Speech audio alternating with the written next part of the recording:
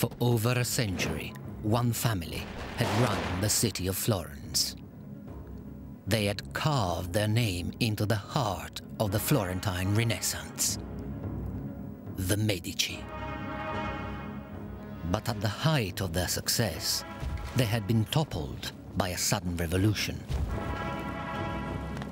Now, two cousins, raised as brothers, struggled to resurrect the supremacy of their family and regain control of Florence. Giovanni and Giulio de' Medici would aim for the ultimate power, the papacy. They would press into their service the greatest artist of all time. Michelangelo Buonarroti would redefine all fields of artistic achievement. But he would watch in fear as the Medici split the church in two and drove Florence, Rome, and Europe to the brink of collapse.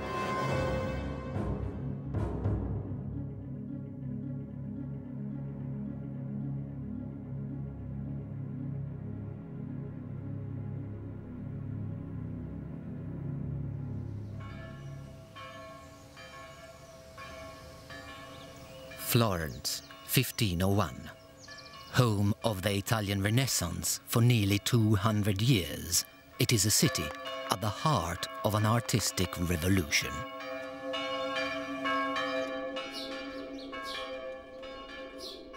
And now, in a workshop behind the cathedral, an extraordinary work of art was beginning to take form.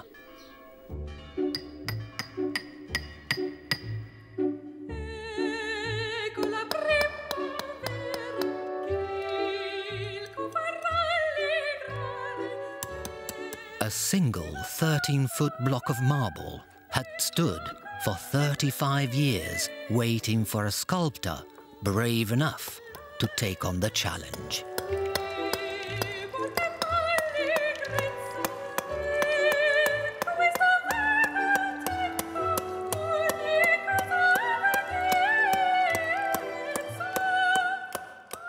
That sculptor's name was Michelangelo Buonarroti. Michelangelo lived for his work. He was, I think, by any standards, a workaholic. He rarely ate. He didn't sleep very much. He would often set away in the dead of night with his hammer ringing away. He didn't take his boots off, apparently, for months at a time, so that when he did take them off, the skin came along with the boots.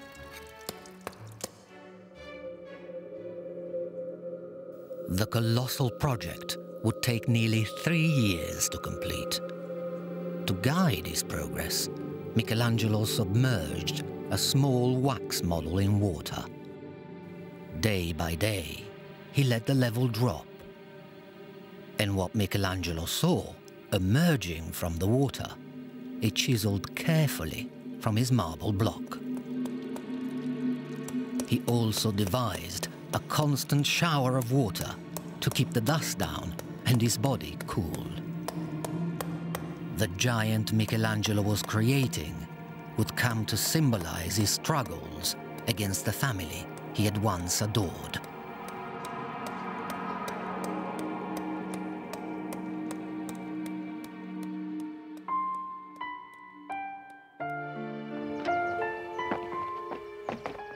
"15 years earlier, the sculptor had been adopted into the greatest family in Florence. Michelangelo had moved in with the Medici.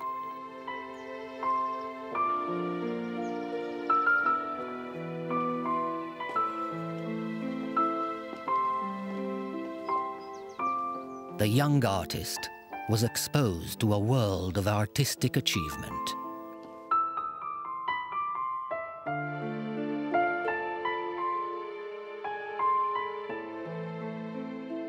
This single dynasty had nurtured the greatest artists of the Florentine Renaissance. But every work of art produced in their name served a greater purpose: the promotion of the Medici brand. Their patronage declared the power of a family that controlled all of Florence.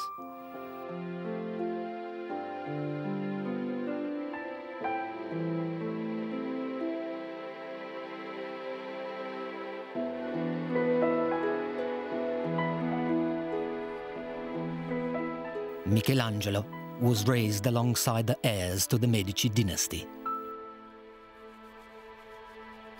And he watched as Giovanni de' Medici was prepared for life in the church. Giovanni, Lorenzo's son, was marked out for the church from the age of 7. And his cousin, Giulio, is also marked out for the church. The boy is by Lorenzo. And the two are, as it were, brought up together. But peace in the Medici home would be short-lived.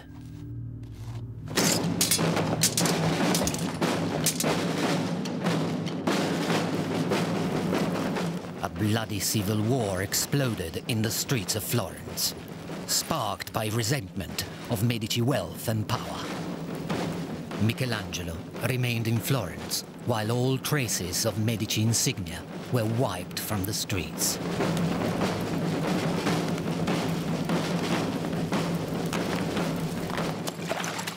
And the heirs to this once great dynasty were cast into exile.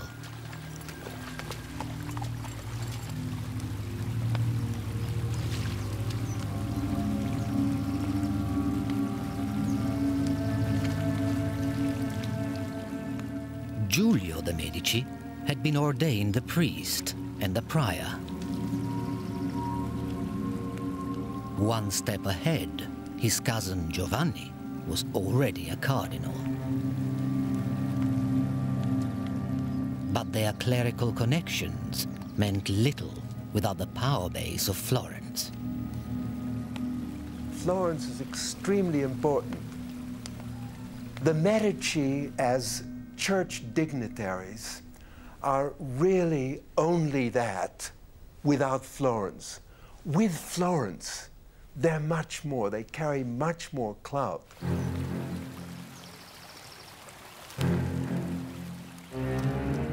But the city of Florence had placed a price on both their heads.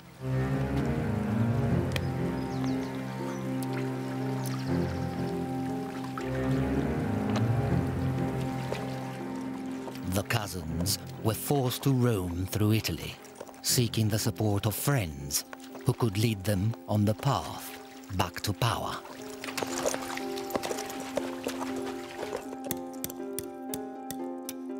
In Florence, Michelangelo had shrugged off his association with the exiled Medici, and now his masterpiece was nearing completion. The city would soon have a formidable symbol of independence.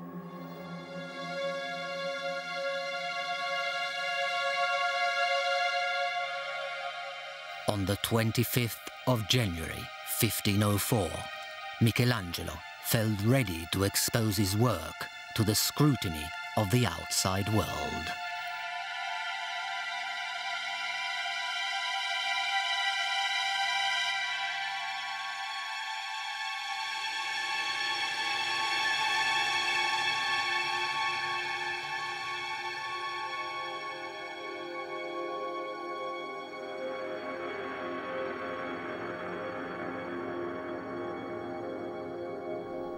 The David started out as a commission for the cathedral in Florence to be put far up on the top of the building. That's why it's so big, because it had to be visible from the ground.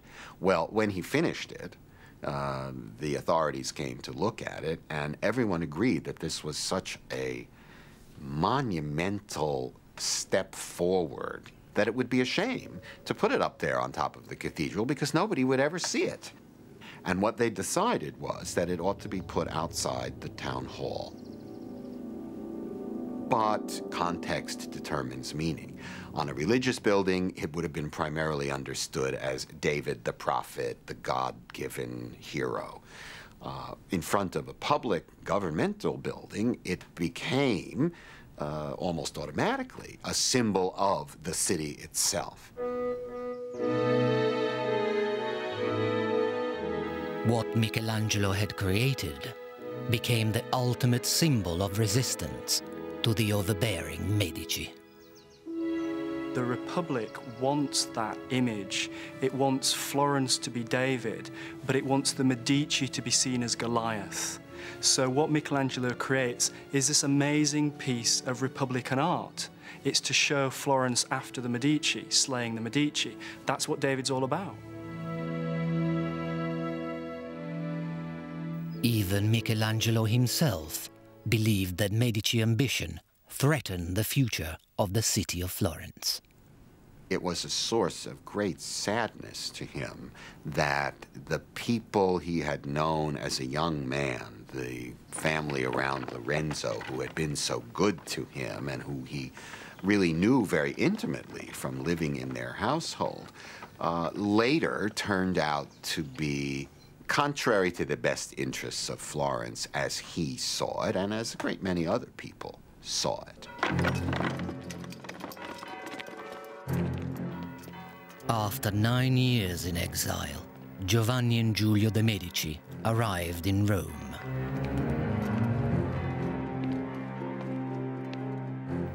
They took their case to the highest level of the church.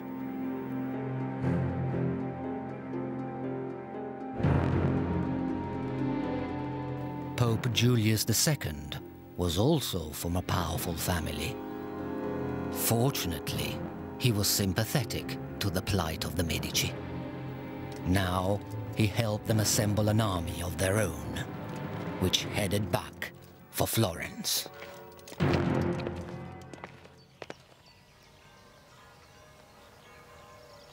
In the absence of the Medici, the city had embraced a new spirit of independence.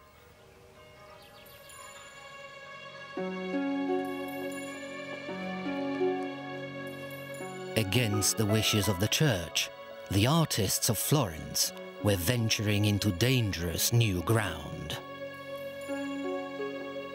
They had begun to procure corpses from the city's hospitals for private research. A pioneer of this controversial method was the city's most talked about personality, Leonardo da Vinci. The great master carefully studied the complexity of the human body. No detail was overlooked.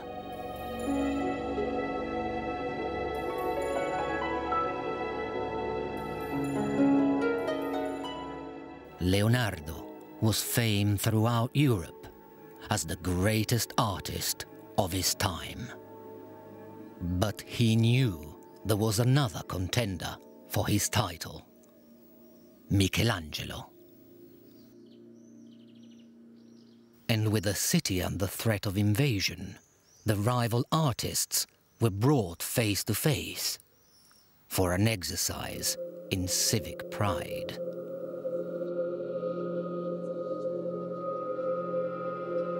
Leonardo and Michelangelo were each given a wall of the Great Council chamber to decorate with frescoes of famous Florentine battles. It was a contest between two utterly contrasting characters. Leonardo is the urbane, sophisticated, slightly dandyish figure, turns his hand to a bit of everything. Michelangelo, on the other hand, is this untutored genius, very difficult, very fragile, very bad-tempered. And the clash is very, very interesting, two very, very different styles. Leonardo conceived of the Battle of Anghiari as a visceral and heroic action scene. No one had attempted such frenzied violence before.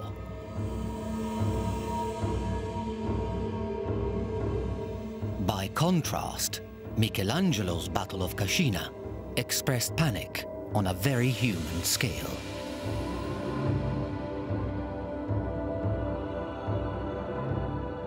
The artist had caught the mood of an apprehensive city.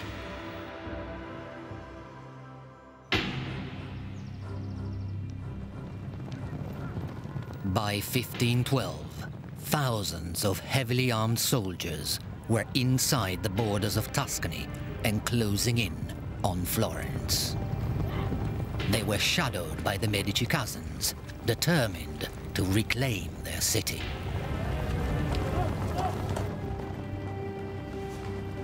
The people of Florence prepared for the onslaught to come.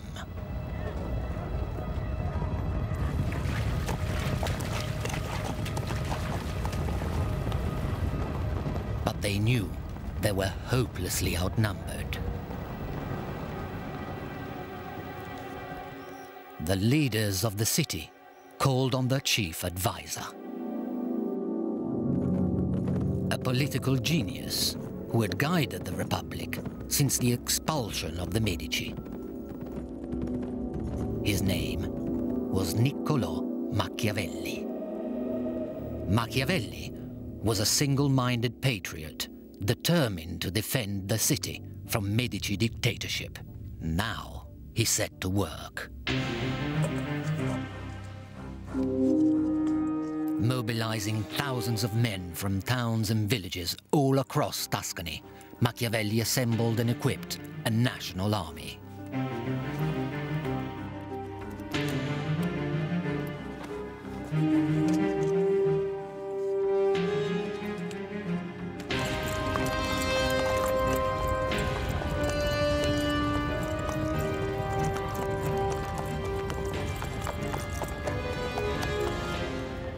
The papal soldiers were carving a bloody path through Italy. Soon, they reached Prato, a fortified town just outside Florence.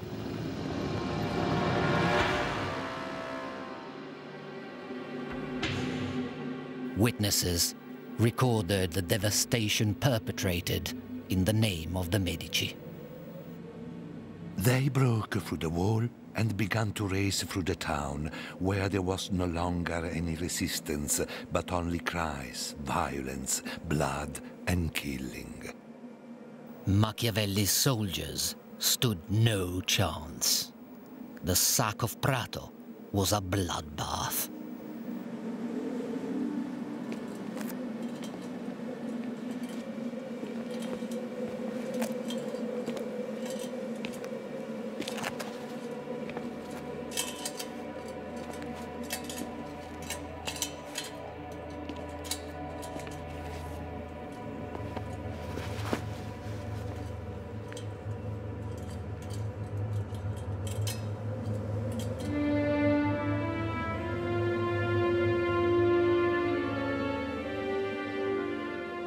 Giovanni sent a progress report to his master, the Pope. The capture of Prato, so speedily and cruelly achieved, although it has given me pain, will at least serve as an example and a deterrent to the others. The massacre of Prato had the intended effect. Just a few miles away in Florence, the leaders of the Republic surrendered. Through violence and terror, the Medici had won control of their city, but not the loyalty of the people of Florence.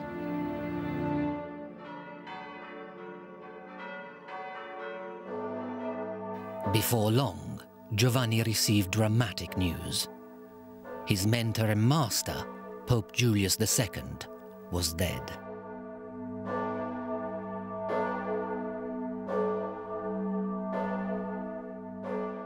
In time-honored tradition, the cardinals were all called to Rome. It was their job to elect a new pope.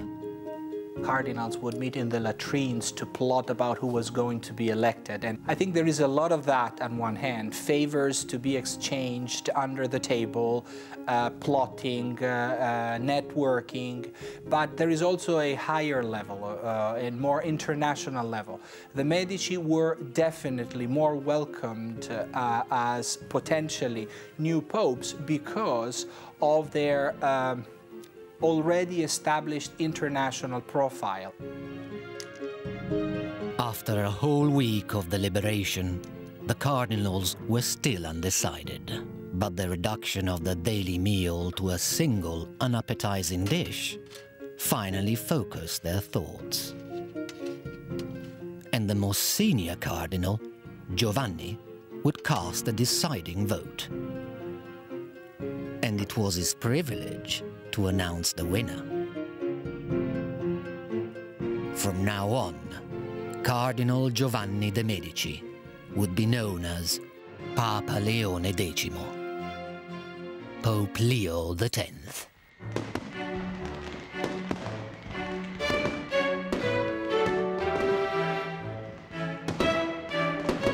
Giovanni's accession to the papacy changed everything. The city of Florence now welcomed back its former enemy with open arms.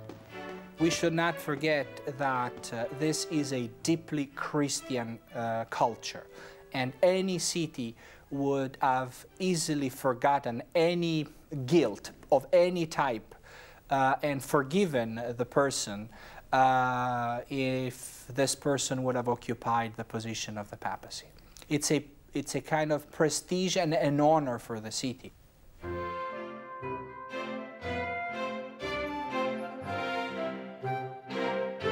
For the first time in history, the leader of the Catholic Church had been born in Florence. The Pope soon capitalized on his new status to strengthen the position of the Medici family. When the Cardinal Giovanni de' Medici becomes Pope, within a month, his cousin Giulio is made Archbishop of Florence, and in the autumn, he also becomes a cardinal. So now you've got a Medici Pope and you've got a Medici Cardinal. This is one of your examples of nepotism, which all the Renaissance popes practiced.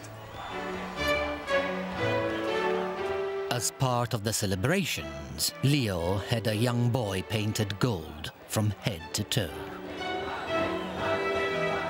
It was pure propaganda, implying the return of a golden age under the Medici. The boy died shortly afterwards, poisoned by the gold paint on his skin. His death went unnoticed, and the papal celebration went on for days. The Pope occupies God's position on earth. This is why popes are infallible. This is why popes are above any earthly ruler. This is why popes are supposed to approve and therefore legitimize any political authority. It's a very, very important spiritual position which is above any earthly power.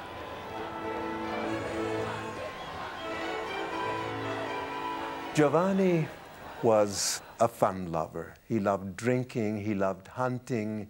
The moment he was made Pope, he wrote a letter to one of his brothers saying, "God has given the papacy to us, let us enjoy it."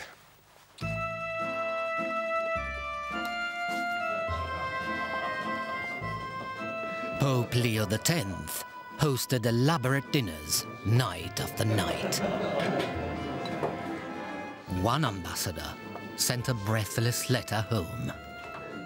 The meal was exquisite. There was an endless succession of dishes, for we had 65 courses.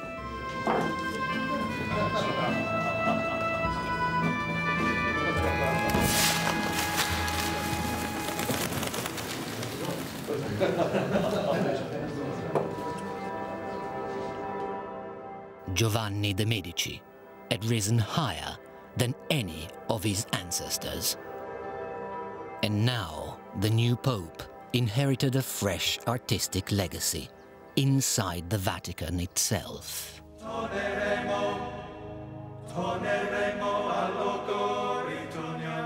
For 4 years, Michelangelo had toiled on a major commission in Rome.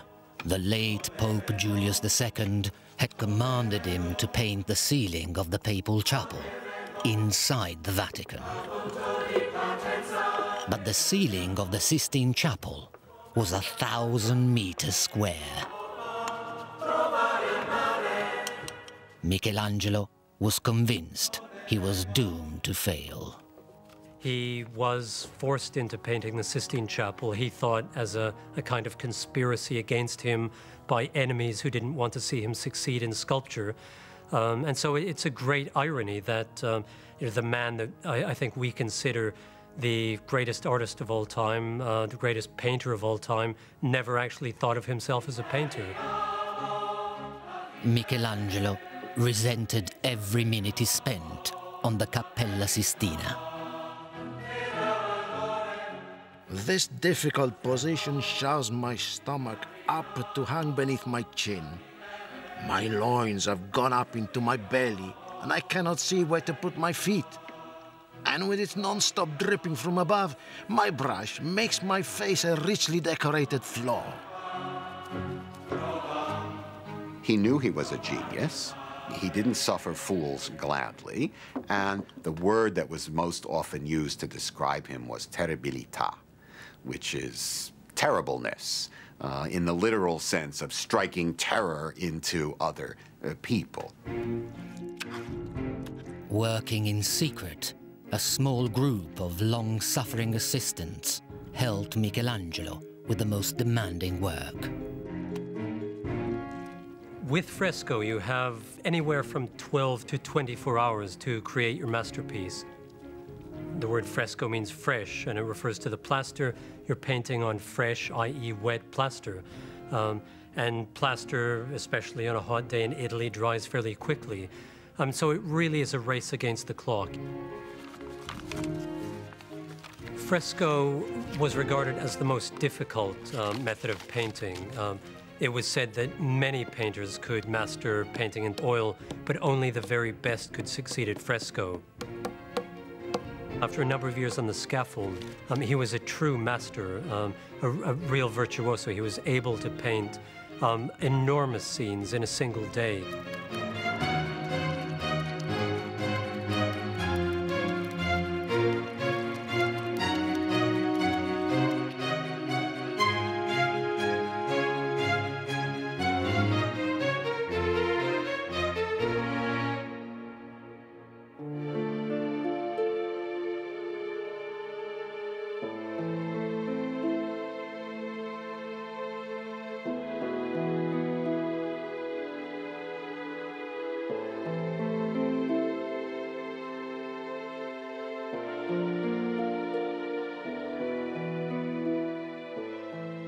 Michelangelo covered the ceiling with around 300 figures and stories from the Bible, among them the flood, the origin of the stars, and the creation of Adam.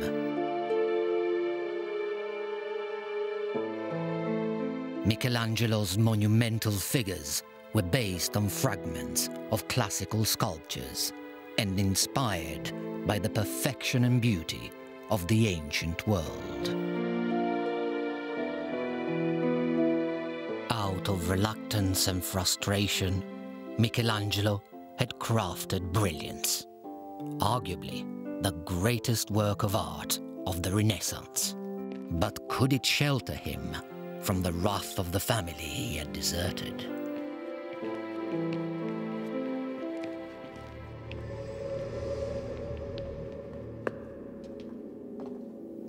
Michelangelo was always very fearful for his political life. He would take to his heels at the faintest whiff of gunpowder. He was fearful of reprisals against him because he, of course, had found himself in with the regime that replaced the Medicis.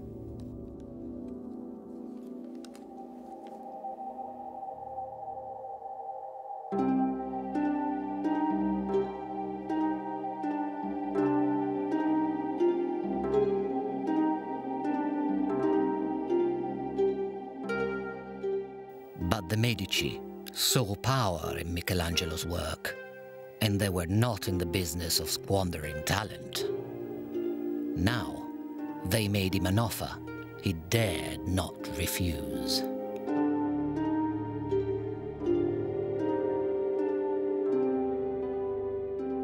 They ordered Michelangelo to build glorious tombs for their dead fathers, Lorenzo the Magnificent and Giuliano de' Medici.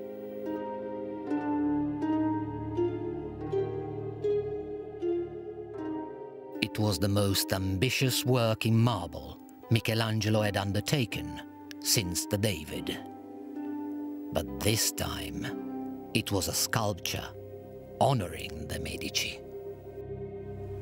I think it would have been very difficult for him to refuse a commission like the Medici tombs. Number one, he loved the family and he would have liked to help memorialize them in general.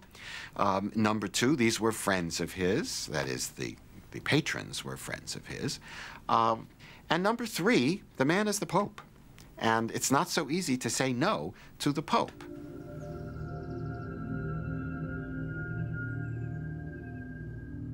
The authority of Pope Leo X was stamped across Florence. Everyone knew that their future lay in his hands. Even Machiavelli, who had once defended Florence against the Medici, now lobbied hard for a job inside Leo's regime.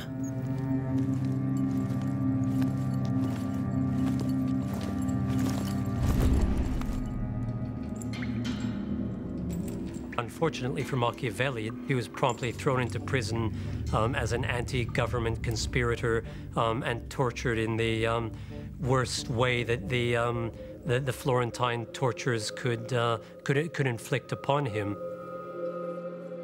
Machiavelli was exiled from the city in disgrace. Trapped in his country villa, he pondered on the life he had lost. Caught in this sway among the lice, I wipe the mold from my brain and release my feeling of being ill-treated by fate. With time on his hands, Machiavelli began writing a handbook for aspiring dictators. Since love and fear can hardly exist together, if we must choose between them, it is far safer to be feared than loved. Machiavelli called his book The Prince. In it, he described a world in which politics was devoid of morality. Machiavelli's political theory is the first time a thinker separates ethics from politics. And this is something that had never happened before. According to Machiavelli, the prince should be a cynical ruler acting in terms of reason of state. He's the first one to acknowledge the non-ideal nature of politics, which was exactly the case in his own time. Il Principe was inspired by and dedicated to the Medici. But Machiavelli's plan backfired. The Medici refused to employ him. Instead, Machiavelli's name became a byword for ruthless and cynical politics. And nowhere was the struggle for power more cutthroat than inside the Vatican. In 1516, a group of cardinals conspired to commit the ultimate crime: the assassination of the Pope.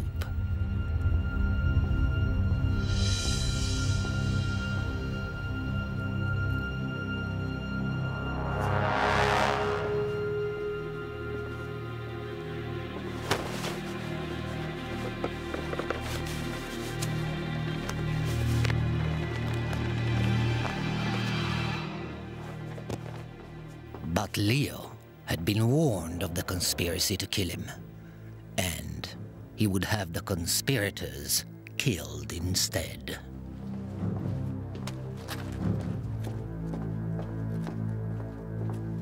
Now, the Medici cousins took steps to secure the loyalty of those around them.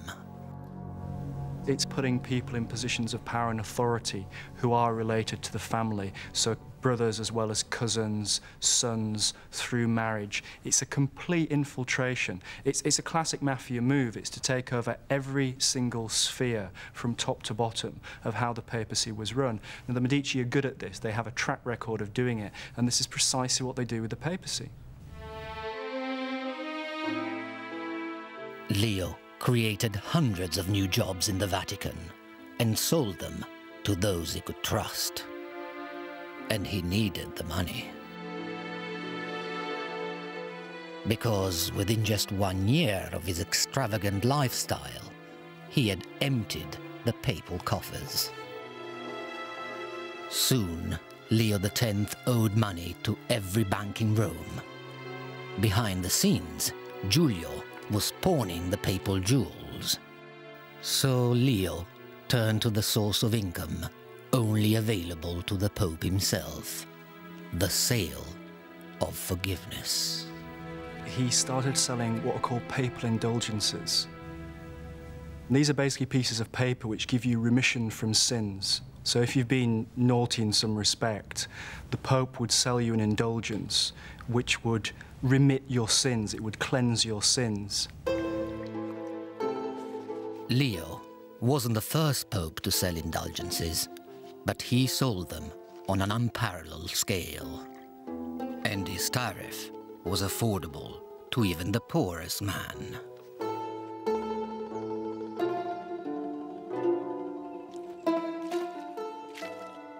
Across Europe, Leo found a ready market, because an indulgence could mean freedom from an eternity in hell. The church created the figure of the itinerant preacher of indulgences, which would stop in the main piazzas of cities and towns and preach for a specific indulgency. And if people would buy an indulgency, they were released a receipt. The sale of salvation was a gold mine for the Pope.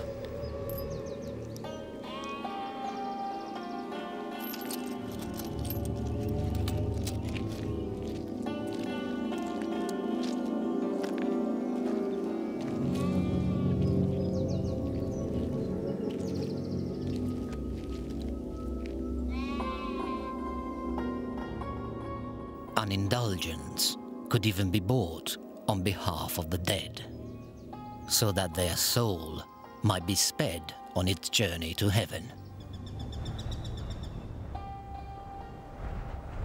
Profits from the sale of absolution were lifting Pope Leo out of debt.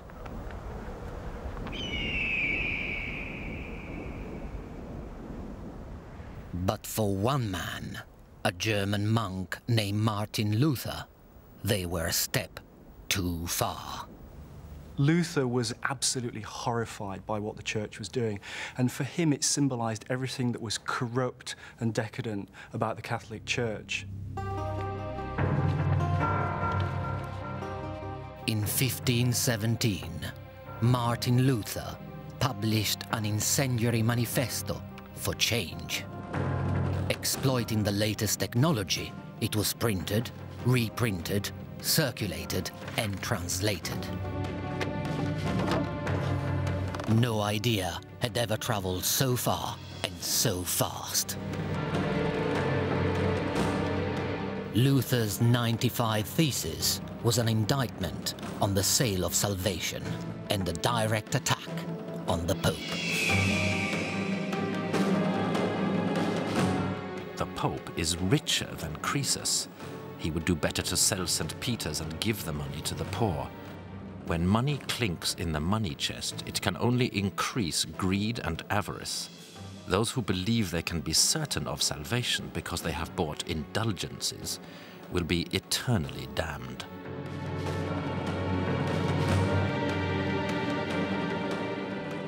No one had ever dared use such outspoken language against the might of the Catholic Church. It was the start of a revolution. Luther was trying to reform the church, not destroy it. But in the process, things snowballed and went completely out of control. Before long, Luther's manifesto made its way back to Leo.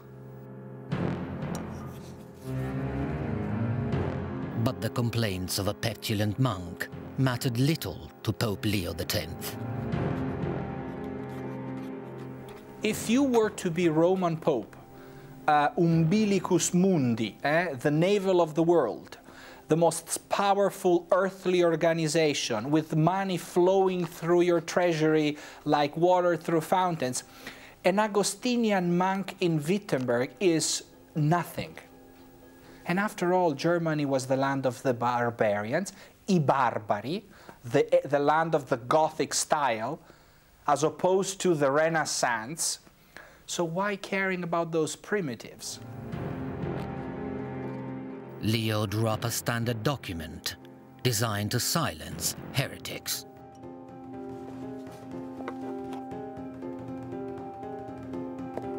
The bull of excommunication condemned Luther to hell. The Pope is able to decide for the redemption of every human being. So being excommunicated by a Pope implies being denied access to heaven. And if you are a Christian, I think you care a lot about that. But Luther would not accept his punishment, and his refusal to repent triggered a battle for the soul of Europe.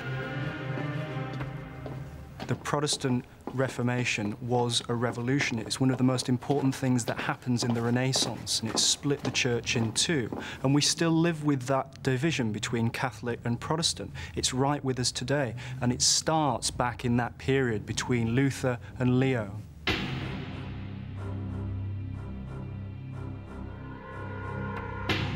But the Pope would not live to fight his battle with Luther.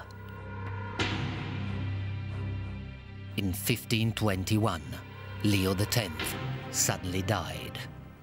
The high-rolling Medici pontiff had been killed by a simple winter chill. His cousin Giulio was left to deal with the mounting problem. And within 2 years, Giulio de' Medici was crowned Pope Clement VII. The new pope inherited a continent in crisis. The fallout from Luther's Reformation now brought furious armies to the gates of Rome itself. Rome was the city of pilgrims, was the city where St. Peter was buried, was the seat of the Pope. No one would have ever imagined in Western Christianity that anyone would have dared to consider pillaging and destroying Rome. It was simply città sacra, a sacred city, and you don't sack a sacred city. But to the men surrounding Rome, there was nothing that remained sacred about the Catholic Church. Many were followers of Luther, now fueled by deep religious hatred. Most of the soldiers were of German origin and nationality, therefore Lutherans. So they considered Rome as the new Babylon, the new city of sin, which is the seat of the Antichrist.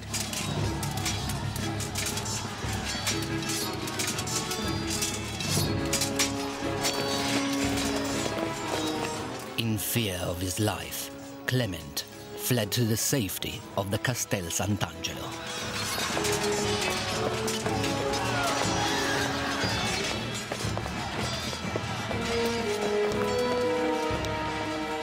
And his fears were justified. For the next day, Rome was torn apart without mercy. They break in and they ravage the city. They rape, they hold people to ransom, they destroy buildings, they violate sacred buildings, and they keep Clement VII caged into his Castel Sant'Angelo.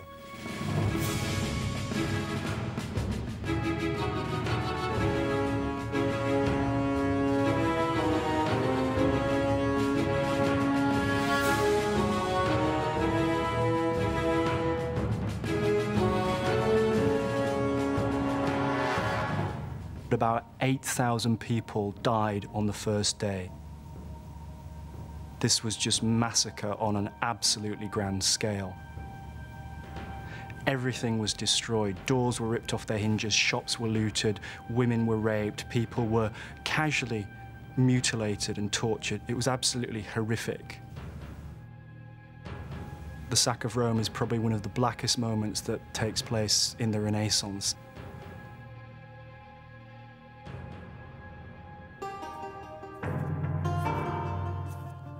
After 7 months on the siege, Clement perfected his plan for escape. Changing his robes for rags, he had the papal jewels removed from their settings and all the gold melted down.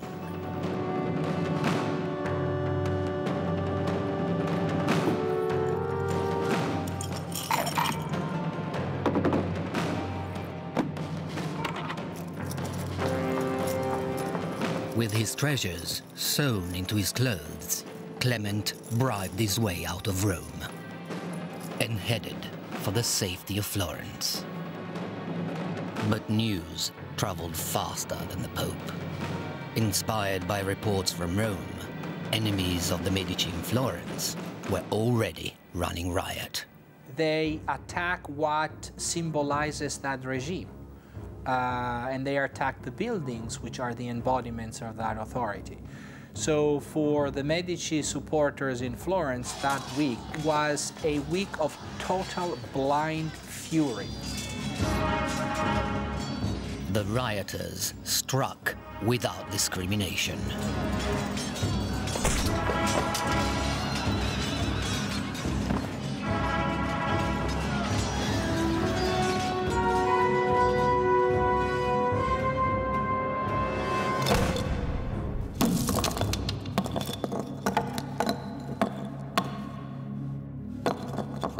It was a bench hurled from City Hall that did the damage to Michelangelo's David, the city's greatest symbol, all in defiance of the Medici.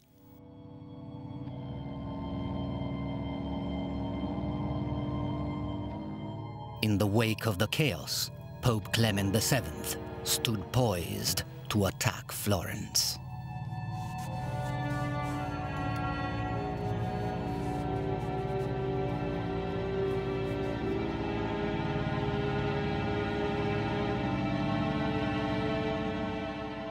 Trapped inside the church of San Lorenzo, Michelangelo cowered beneath the tombs he had built for the Medici cousins.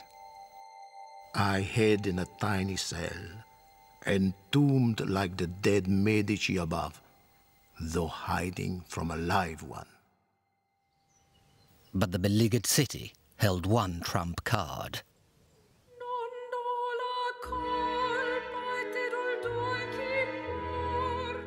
Captive inside Florence was the last legitimate heir to the Medici line. Clement VII's niece was 11 years old. Her name was Catherine de' Medici.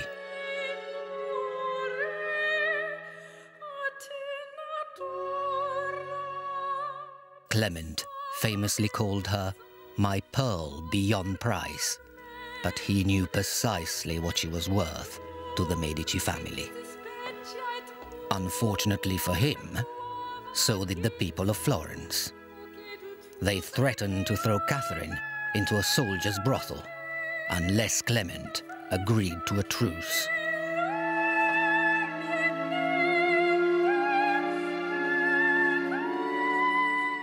And Clement called off his troops, for he had plans for Catherine de' Medici.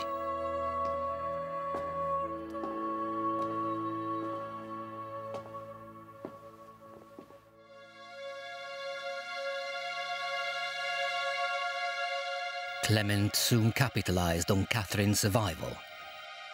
Within a few years, he married her off to the son of the French king. She was only 14. The unrest which her uncles had unleashed now traveled with her. Under the reign of Queen Catherine de' Medici, religious hate would soon infect France as well.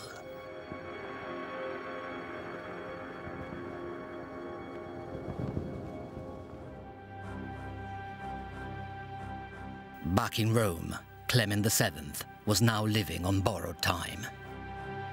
Desperate to make one last grand gesture, he summoned the man he'd grown up with, Michelangelo.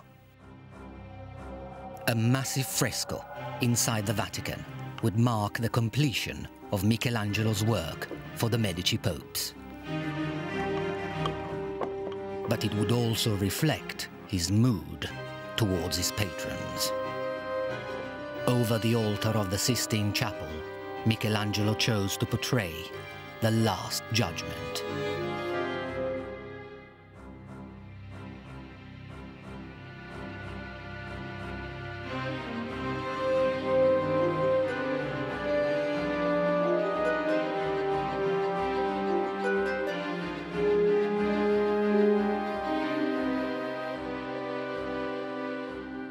The magnificent fresco was a product of the agonies of its time. This is one of the most tragic periods for the history of Europe. So art could not be anymore a mere representation of natural beauty as it had been in the Renaissance because of the dramatic events which were typical of that time period. The Last Judgment commissioned to Michelangelo probably expresses a lot of this feeling of oppression and anxiety which was typical of the time.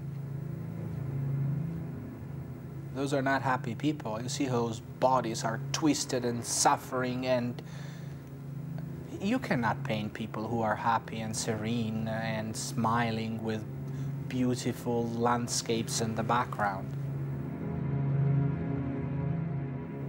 It's like the transition from Impressionism to Expressionism. Impressionism is serenity, flowers, beauty, bucolic nature. Expressionism is dramatic. Expressionism is unbearably violent as an art.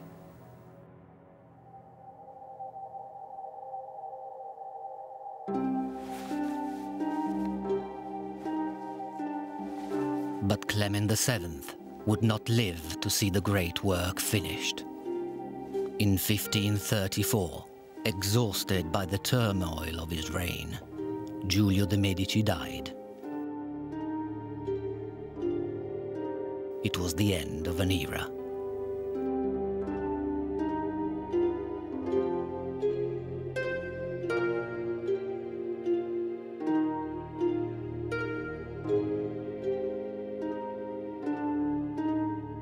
The corrupt, disastrous reign of the Medici popes was over.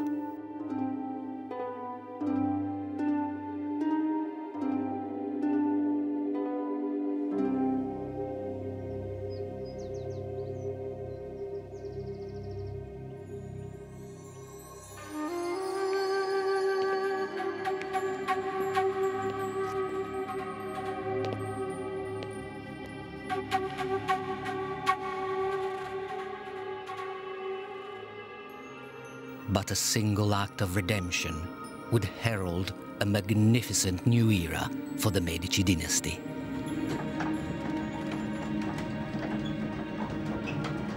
Future generations would take the Renaissance beyond the realm of art and sculpture and change man's understanding of the universe forever.